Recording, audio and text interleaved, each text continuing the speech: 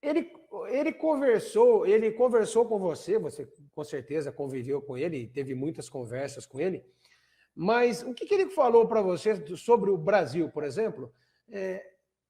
O que ele descerrou para você no campo espiritual, político, social, econômico? Porque nós passamos uma longa estrada aí, desde que você conviveu com ele.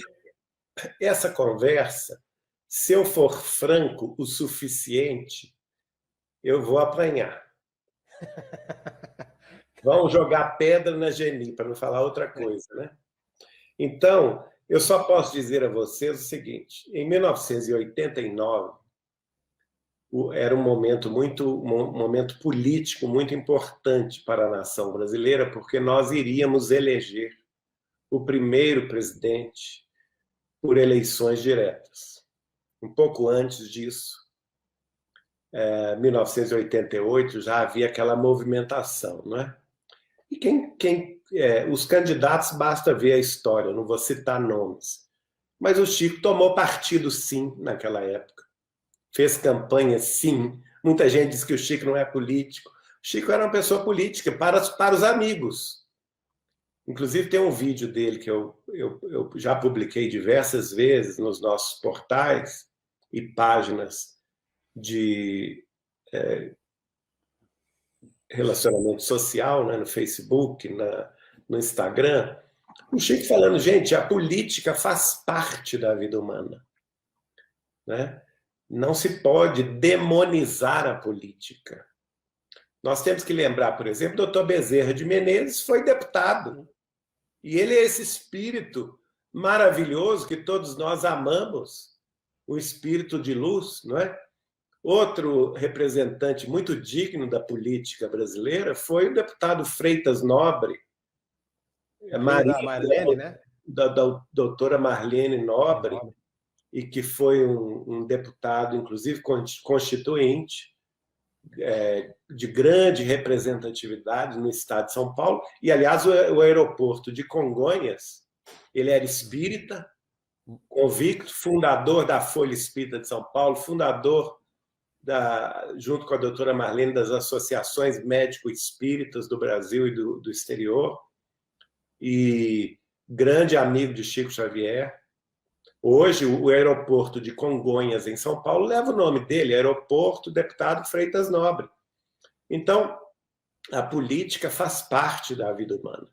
E o Chico, como todo ser humano, se envolvia assim em política, claro, não de público, jamais do centro espírita, que as pessoas confundem isso.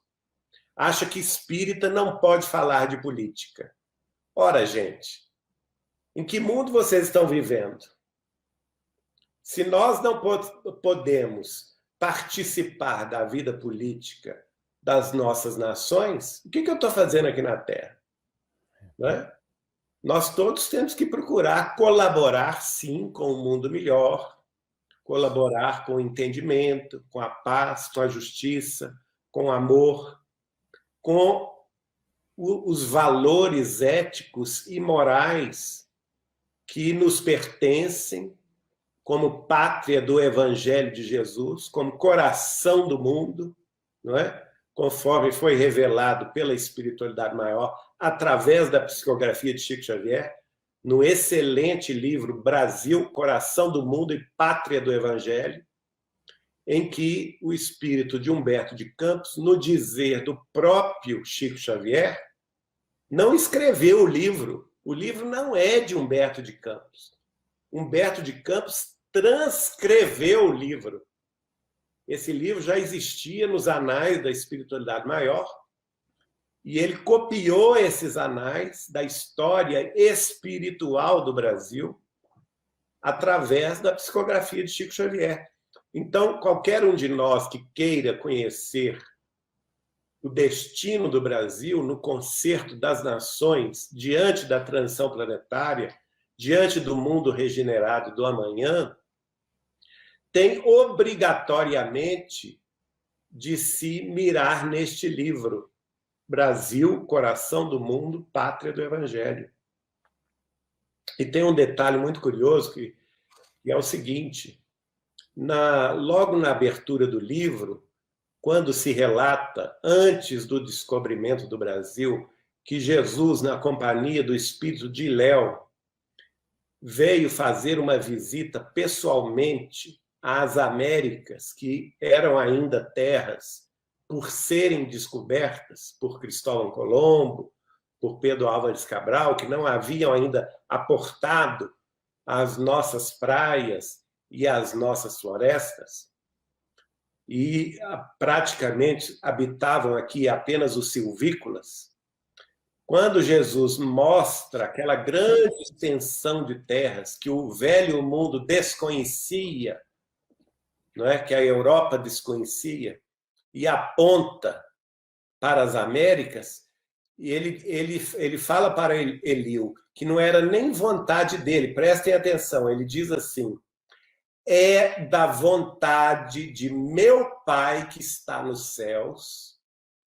Ora, então é da vontade de Deus que para o sul das terras desse grande continente, ou seja, a América do Sul, seja transplantada a árvore do meu evangelho.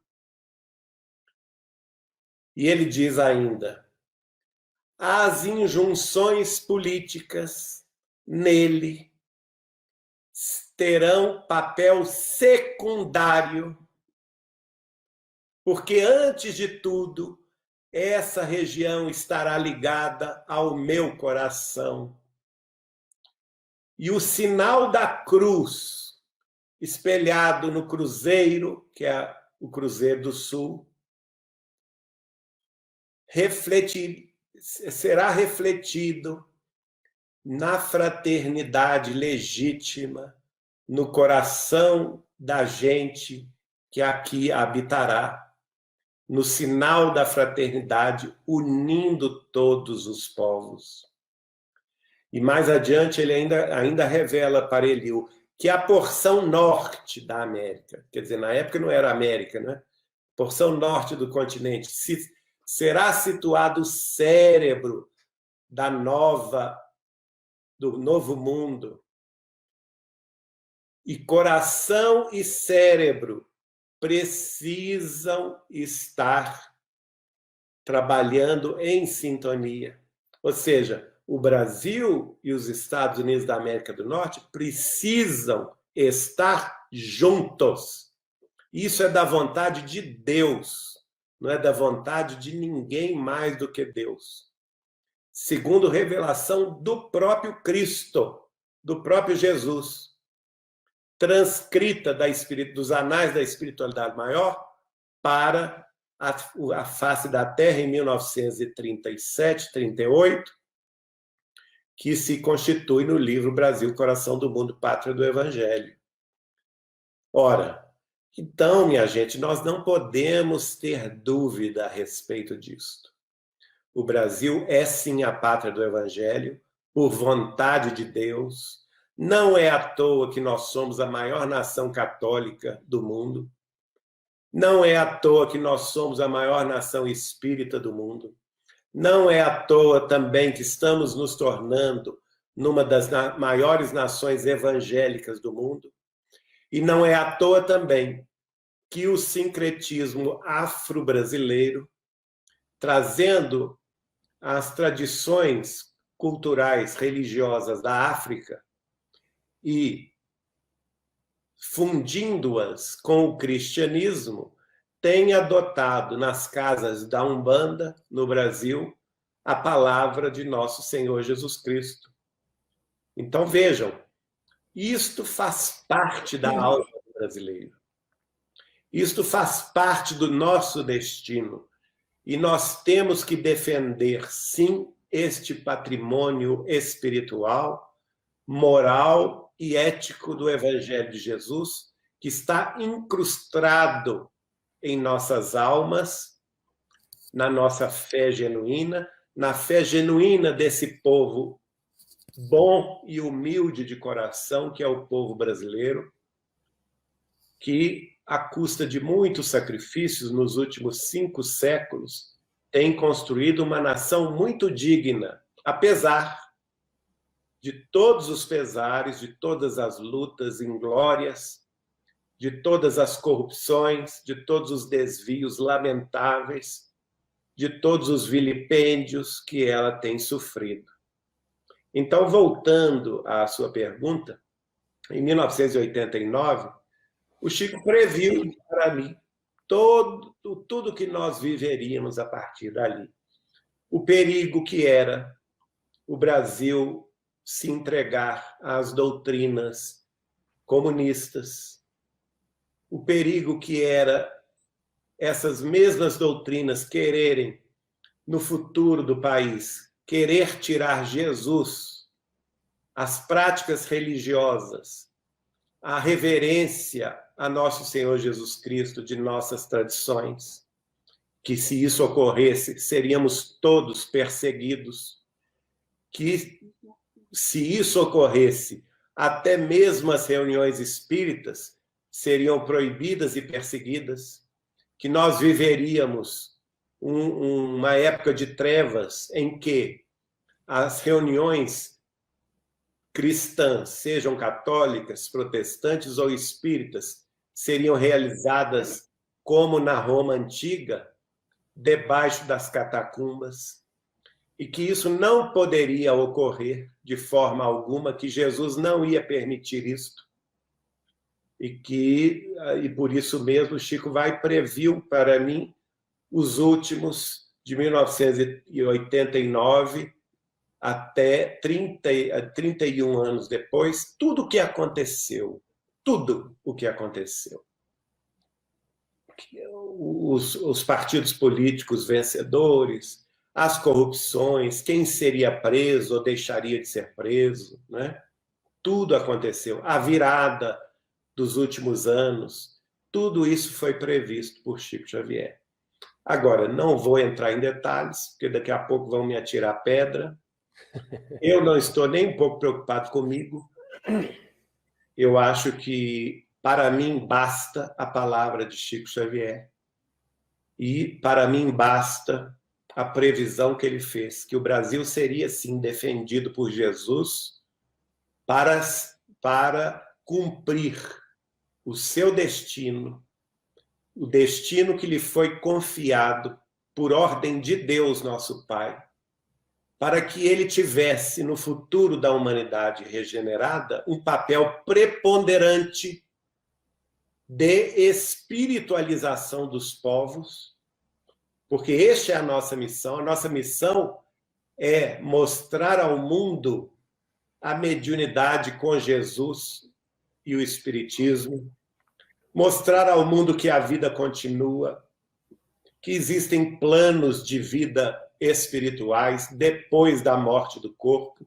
É nossa missão, sim, mostrar que o materialismo e o materialismo histórico está fadado ao fracasso, porque o paradigma da nova civilização regenerada do futuro, a civilização que vigirá na Terra a partir de 2057, é o paradigma da espiritualidade.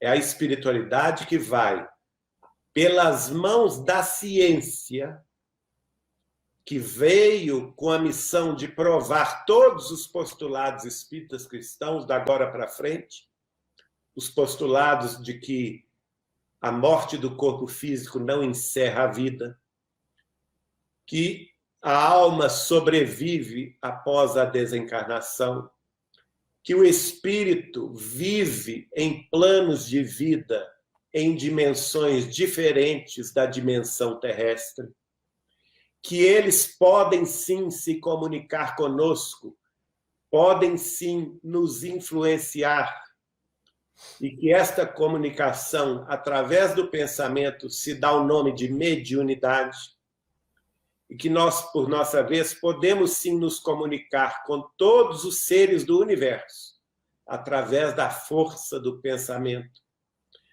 Também é a ciência quem vai nos provar a palingenesia, as vidas sucessivas, a reencarnação, a realidade do ser imortal, que vai se aperfeiçoando ao longo das vidas sucessivas.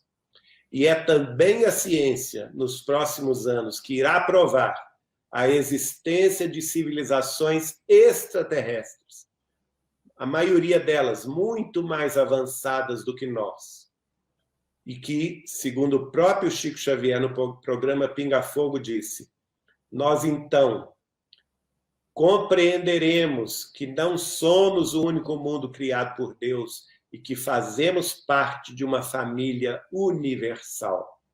Então, vejam bem, os desafios são imensos, mas por isso mesmo os benefícios, as conquistas também serão maravilhosas. E é por isso que devemos todos manter o espírito cheio de esperança, cheio de vivacidade, cheio de curiosidade para descortinar os novos conhecimentos que virão pelas mãos dos cientistas, que, no dizer de Emmanuel, no prefácio do livro Missionários da Luz, se converterão, enfim, em sacerdotes do Espírito, demonstrando-nos a realidade de que a matéria não existe.